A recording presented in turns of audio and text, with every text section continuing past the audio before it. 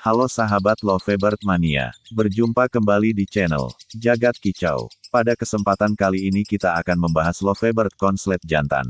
Jika di video sebelumnya pembahasan kita perihal Lovebird Konslet Betina, yang sebenarnya cukup ribet, ternyata bila kita amati dan praktekan, Lovebird Jantan justru lebih sulit.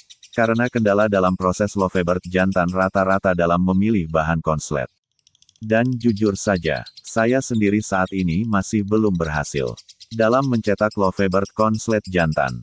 Karena setelah saya amati dalam kekurangan Lovebird Jantan saya, itu ada pada bahan Lovebird Jantan itu sendiri, atau bawaan Lovebird. Namun, sedikit demi sedikit saya akan berbagi pengalaman saya dalam memproses Lovebird Konslet Jantan dari nol.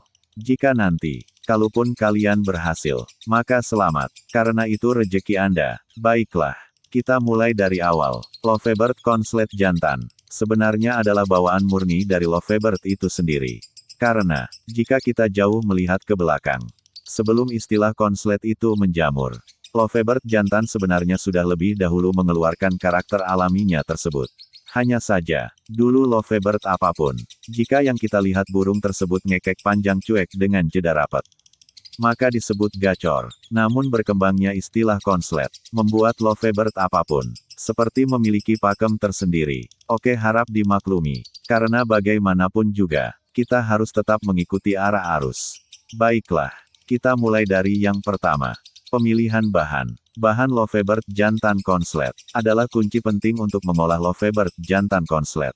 Karena rata-rata Lovebird yang bermental gantangan baik, itu adalah Lovebird betina. Jadi kita tidak bisa memilih bahan Lovebird Jantan sembarangan. Bahkan rasio keberhasilan dalam mengolah Lovebird Jantan, rata-rata 1000 berbanding 1. Itu karena banyaknya kendala, terutama di pemilihan bahan. Meskipun kita sudah mengolahnya sejak PAUD, agar mentalnya terbentuk sejak dini. Namun itu bukan patokan, bahwa nantinya saat beranjak dewasa akan bisa kita konsletkan. Lalu bahan seperti apa yang baik untuk mencetak Lovebird Konslet Jantan? Pertama, pilihlah Lovebird Jantan yang memiliki mental baik. Meskipun saat umur PAUD tidak pernah digantangkan. Tapi, mental baik yang saya maksud, adalah ketika Lovebird Jantan berhadapan dengan Lovebird Fighter. Lovebird Jantan tersebut berani merespon Lovebird Fighter tersebut. Karena tidak sedikit Lovebird Jantan ketika mendengar ataupun melihat Lovebird Fighter, langsung nyalinya hilang, dan mengeluarkan tingkah yang sama sekali tidak kita inginkan. Seperti ngalong, atau nempel di atap sangkar, mengejar, nebok, atau langsung turun ke bawah. Bahkan terkadang sampai kelabakan, atau ketakutan. Jadi untuk bahan Lovebird Konslet Jantan terbaik, pilihlah Lovebird Jantan yang memiliki mental baik. Tidak perlu Lovebird tersebut sudah prestasi ketika PAUD, atau durasi panjang. Dan untuk bahan Lovebird Konslet Jantan selanjutnya, pilihlah Lovebird Jantan yang memiliki karakter latah.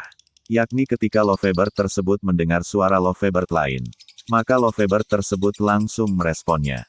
Rata-rata tingkat keberhasilan dalam mengolah Lovebird Konslet Jantan dengan bahan Lovebird Jantan latah, rasio keberhasilannya cukup tinggi. Dan itulah tadi pembahasan dalam memilih bahan Lovebird Jantan.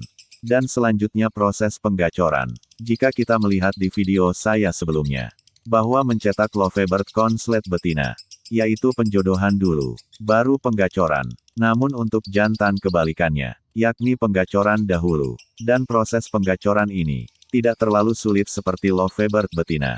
Caranya cukup kita asingkan saja Lovebird jantan kita dari suara Lovebird lainnya. Kita biarkan sendiri, dan hanya burung masterannya saja yang menemani. Seperti burung tengkek buto, kenari, jalak kebo, cucak jenggot, bahkan belalang kecek. Namun saat Lovebird jantan disendirikan dari Lovebird lainnya, Anda juga harus tetap merawatnya dengan baik, konsisten dan sabar. Dan jika Lovebird jantan tersebut sudah gacor, langkah selanjutnya, yaitu penjodohan. Berikan pasangan Lovebird jantan kita dengan Lovebird betina yang lebih muda. Usahakan Lovebird jantan kita agar kawin. Setelah kawin, kita harus sesering mungkin memisahkan Lovebird jantan kita. Sambil kita amati, seperti apa tingkah Lovebird jantan kita ketika kita pisah. Jika Lovebird jantan kita mengeluarkan bunyi panggilan atau koek-koek saja, maka coba kita tingkatkan lagi dalam pemberian pakan ataupun ekstra foodingnya. Di sini kita harus benar-benar jeli dalam melihat karakter Lovebird jantan kita. Di saat kondisi seperti apakah Lovebird jantan kita mengeluarkan karakter gacornya. Jika Lovebird jantan bisa gacor karena pakan polos, itu artinya Lovebird jantan hanya akan bunyi ketika birahinya turun. Dan jika Lovebird jantan gacor ketika kita berikan pakan tinggi, maka Lovebird tersebut hanya akan bunyi jika Lovebird birahinya naik. Nah, dari sini kita bisa meninjau ulang seperti apa kemauan Lovebird dan perawatan hariannya. Dan kesimpulannya adalah, jika Lovebird jantan mau bunyi dengan hanya pakan polos saja, itu artinya ketika birahi turun Lovebird bisa tampil maksimal.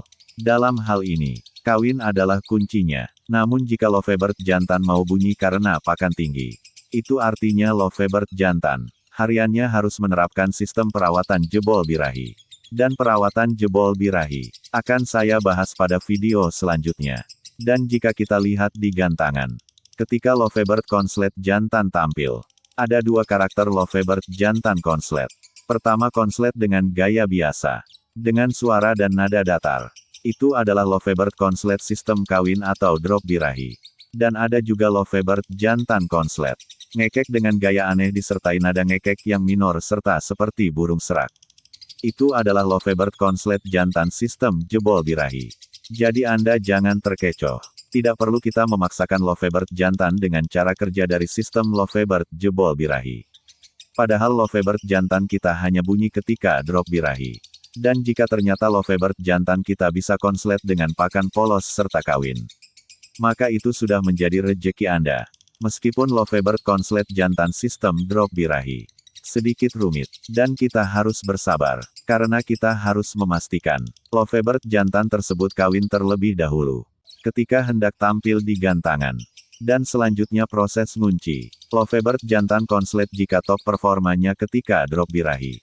Alangkah baiknya, untuk hariannya, kita tempatkan pada kandang kotak yang diberikan gelodok, atau tempat bertelur, namun jangan diberi sangkar. Ini bertujuan agar Lovebird betina birahi terus. Dan Lovebird jantan bisa kawin terus. Dan untuk Lovebird jantan jebol birahi, cobalah untuk hariannya ditempatkan di kandang kotak, namun diberi sangkar. Ini bertujuan agar, jika Lovebird betina sudah dikawin, maka Lovebird betina tersebut tidak minta kawin lagi sebelum Lovebird betina mengeluarkan telurnya. Jadi Lovebird jantan konslet kita, birahinya selalu terjaga. Baiklah, itu saja pembahasan tema kali ini. Semoga Lovebird jantan yang kita proses bisa menjadi konslet, dan bisa selalu menampilkan performa terbaiknya, serta meraih prestasi. Sampai jumpa di video selanjutnya. Dan, salam, satu hobi.